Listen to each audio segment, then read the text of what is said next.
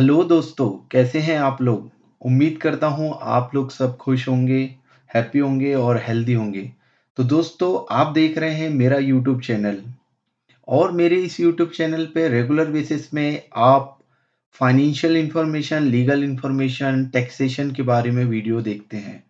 तो दोस्तों आज का जो वीडियो है वो काफ़ी इम्पोर्टेंट होने वाला है क्योंकि यह वीडियो जो है टीडीएस के ऊपर है। जो फाइनेंशियल बिल 2022 को हमारा आया था, जो फ़ेब 2022 को आया था, उस बिल में एक नई सेक्शन 194 आर इंट्रोड्यूस की गई थी। इस सेक्शन की इम्प्लीमेंटेशन डेट आ चुकी है, जो कि 1 जुलाई 2022 से इम्प्लीमेंशन में आ जाएगी। तो दोस्तों हम बात करने वाले हैं आज सेक्शन 194 आर। तो हम इस सेक्शन के बारे में थ्रो एंड डिटेल में सारी चीज़ जानेंगे। यह सेक्शन जो है कैसे एप्लीकेबल होती है, किन-किन चीज़ों पे एप्लीकेबल होती है, क्या कंडीशंस हैं, सारी चीज़ हम इस वीडियो में कवर करने वाले हैं। इस वीडियो को अंत तक ज़रूर देखिए, आपको डेफ़िनिटली इसका बेनिफिट मिलेगा। और दोस्तों अभी तक आपने मेरे यूट्यूब चैनल को सब्सक्राइब नहीं किया है, तो जल्दी से इसे सब्सक्राइब कर लीजिए और बेल आइकन को भी दबा दीजिए। तो चलिए शुरू करते हैं आज का वीडियो। दोस्तों जैसा कि आपको पता है हमारा जो रिसेंट बजट आया हुआ था 2022 का, उसमें एक नई सेक्शन 194 आर को इंट्रोड्यूस कर दिया है। इस सेक्शन में बोला गया है कि किसी भी प्रकार का बेनिफिट या परक्विसिट आप किसी पर्सन को देते हैं, तो उस पे आपको टैक्स काटना पड़ेगा। तो चलिए सबसे पहले शुरू करते हैं कि यह सेक्शन जो है किस चीज़ पे एप्लीकेबल होती है। तो जैसा कि आप यहाँ पीडीएफ में देख पा रहे हैं, सेक्शन 194 आर डायरेक्टली रिलेट करती है टीडीएस ऑन बेनिफिट्स, किसी भी टाइप का बेनिफिट्स इन वैल्यू और काइंड और परक्विसिट। और बेनिफिट और परक्विसिट जो है सेक्शन 28 4 क्लॉज 4 में जो दिया गया है इनकम टैक्स में, उसकी यहाँ पे बात की जा रही है। तो सीधे तौर पे मैं कहूँ तो बेनिफिट और परक्विसिट पे आपको 194 आर लग जाएगा। तो अब बेनिफिट और परक्विसिट वह बेनिफिट और परक्विसिट है जो इनकम टैक्स एक्ट में बताया गया है, जो एक वैल्यू भी हो सकती है और इन काइंड में भी हो सकता है। तो चलते हैं दोस्तों, सबसे पहले बात करते हैं कि यह सेक्शन 194 आर जो है इनकम टैक्स एक्ट की किस किस को अप्लीकेबल होती है। तो पहली बात दोस्तों, यह सेक्शन अप्लीकेबल होती है to all assessee other than individual और एचयूएफ। इंडिविजुअल और एचयूएफ को भी अप्लीकेबल होती है, लेकिन उसकी कुछ कंडीशन है। पहले तो बोल दिया ऑल असेसी एक्सेप्ट इंडिविजुअल और एचयूएफ, सभी एसएससी को एप्लीकेबल होती है। इंडिविजुअल और एचयूएफ के लिए कुछ कंडीशंस है, एप्लीकेबल तो इनको भी है।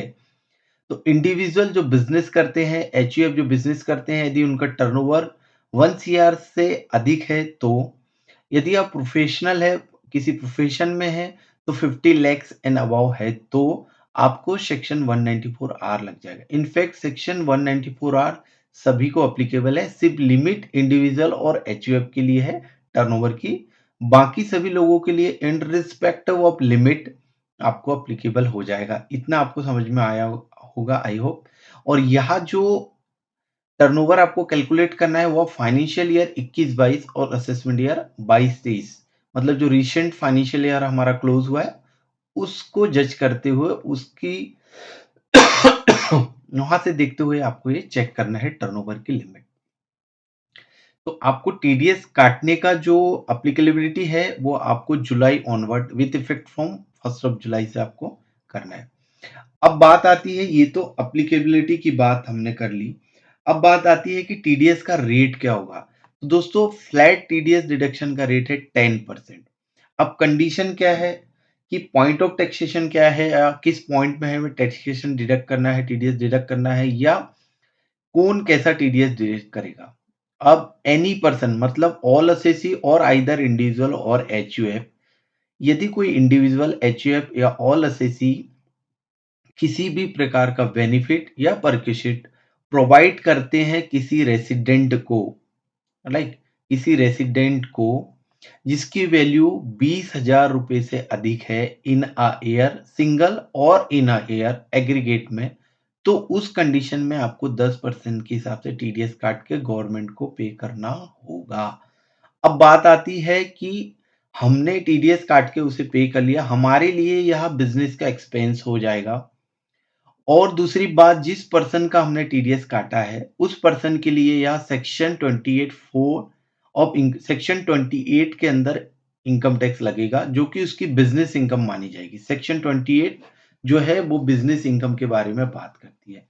तो सिंपली हो गया कि इफ यू मतलब all the SECI or individual HUF providing any benefit or perquisite exceeding a rupees of 20,000 in a value or kind or cash in a year to a resident, then he is liable to deduct TDS at the rate of 10% और government को आपको जमा करना होगा।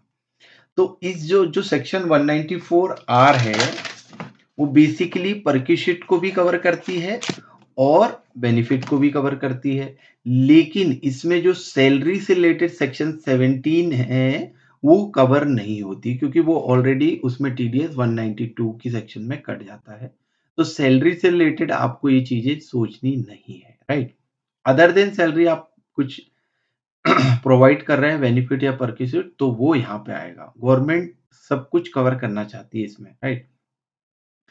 अब बात आती है कि जो बेनिफिट और परक्यूसिट है जो कवर्ड हुआ है 194R में, तो यहाँ हो सकता है क्या क्या हो सकता है, कोई एक पर्क हो सकता है, बेनिफिट हो सकता है, एमिनिटीज फैसिलिटीज हो सकती है, प्रोबेबली यहाँ किसी काइंड में हो सकती है, चाहे आप किसी भी लाइक इसको फिजिकल फॉर्म में दे रहे हैं या कैश दे रहे हैं या काइंड दे रहे हैं, तो वो सारी चीज इस पे कवर हो जाएगी, या कॉम्बिनेशन भी आप दे रहे हैं कैश और काइंड का तो भी।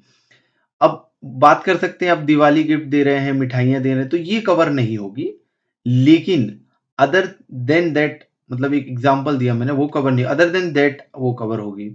अब यह इंपॉर्टेंट है कि यह रेसिडेंट को ही देना चाहिए, मतलब जो रेसिडेंट है उसको, नॉन रेसिडेंट के लिए यह सेक्शन अप्लीकेबल नहीं है।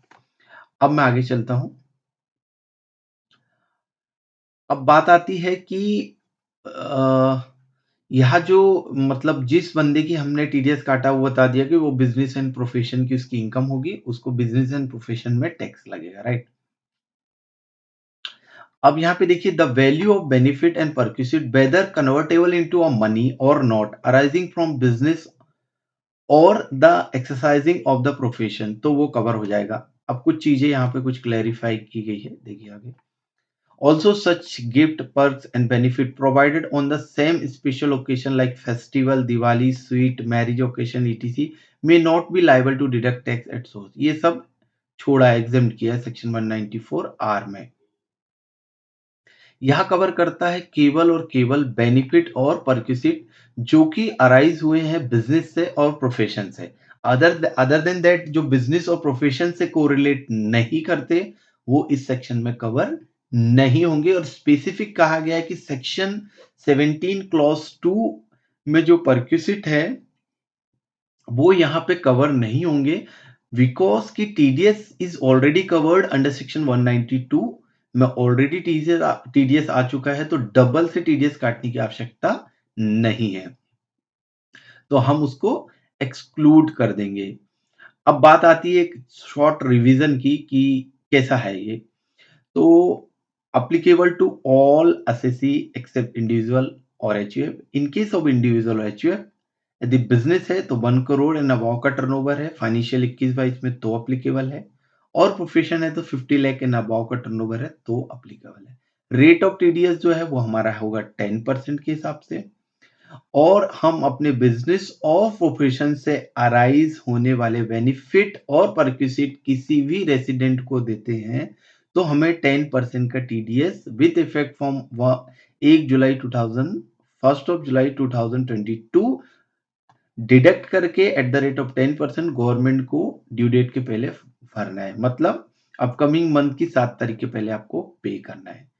तो ये सारी चीज आपको करना होगा, टीडीएस रिटर्न में वो चीज लेनी होगी। अब जो सामने वाला बंदा है जो रेसिडेंट जिसका आपने टीडीएस काटा, उसके बिजनेस एंड प्रोफेशन की इनकम यहाँ काउंट की जाएगी, और साथ ही साथ उसके 26 ईयर्स में भी यहाँ इंफॉर्मेशन दिखेगी। इसकी जो थ्रेशोल्ड लिमिट है वो 20,000 रुपीज है। सिंगल और इन ईयर मतलब थ्रू आउट ईयर भी आपने 20,000 से ऊपर दिया है तो आपको टीडीएस काटना पड़ेगा। तो ये सिंपल इसकी सारी चीज़ है, लिमिट्स हैं, परसेंटेज है और जो रिसीवर पर्सन है वो रेसिडेंट होना चाहिए, रेट 10%। ये सारी चीज़ इस चीज़ में कवर होती है। अब आपको ये सारी चीज़ का कंप्लाई करना है, राइट? टीडीएस का कंप्लाई करना है, गवर्नमेंट की रिक्वायरमेंट है। तो गवर्नमेंट चाहती है कि किसी भी प्रकार के पर्क्स, बेनिफिट और परक्विसिट अदर देन सैलरी भी आप देते हो, तो उसमें भी गवर्नमेंट चाहती है कि टीडीएस कटना चाहिए। तो दोस्तों ये था आज का वीडियो जो सेक्शन 194 आर के ऊपर पे था। आई होप कि आपको वीडियो पसंद आया होगा और आपके डाउट्स काफी क्लियर हुए होंगे। इन केस आपको किसी भी प्रकार का डाउट्स होता है तो आप कमेंट करके कमेंट सेक्शन में कमेंट करिए अपनी डिटेल्स या जो प्रॉब्लम्स है उसको वहाँ पे कमेंट में मेंशन करिए। मैं कोशिश करूंगा कि उसका रिप्लाई आपको करूं ताकि आपको वो चीज़ अच्छे से समझ आ जाए। So thank you so much दोस्तों for watching this video and keep subscribe. Thank you.